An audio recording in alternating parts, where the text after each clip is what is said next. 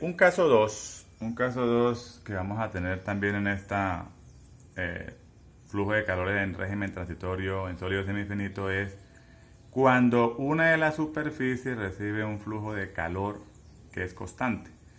Vemos, por decir algo, este ejemplo acá, un bloque de madera está recibiendo una de sus caras un flujo de calor constante. Por lo tanto, yo puedo determinar a una determinada distancia de esa superficie cómo va cambiando la temperatura.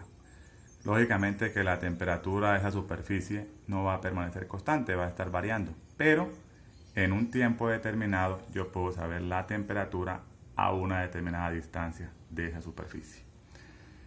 Si observamos un poco la ecuación, nos damos cuenta que aparece representado lo que es el flujo de calor que es constante por unidad de área, porque es donde está aplicado ese flujo de calor.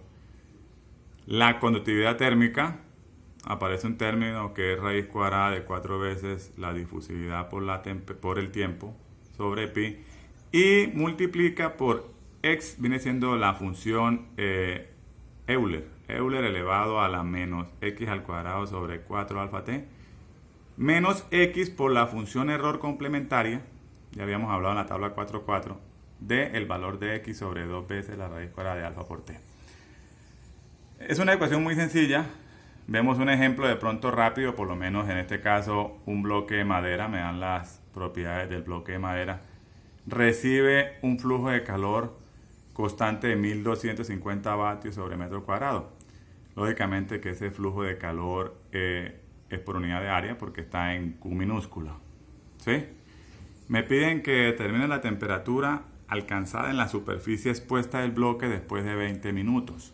Entonces, la temperatura de la superficie expuesta a ese flujo de calor, vemos que por lógica en ese caso, ¿cuánto vale x? X en ese caso va a ser 0, porque yo comienzo a determinar, o mi x0 va a ser en la superficie que está expuesta al flujo de calor, o si fuera una temperatura superficial constante, pues ese sería mi x0.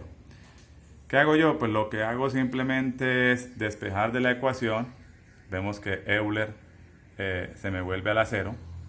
Entonces pues al valer x0, pues algunos de los términos de la ecuación se me reducen y yo puedo saber que después de esos 20 minutos la temperatura, siendo el bloque de madera, va a ser 149 grados centígrados.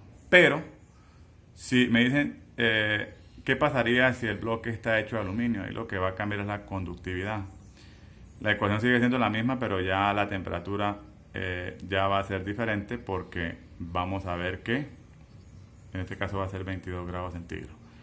Entonces, ese es el caso 2, dependiendo en este caso de a la distancia que me piden, donde va a estar aplicada un flujo de calor que sea constante.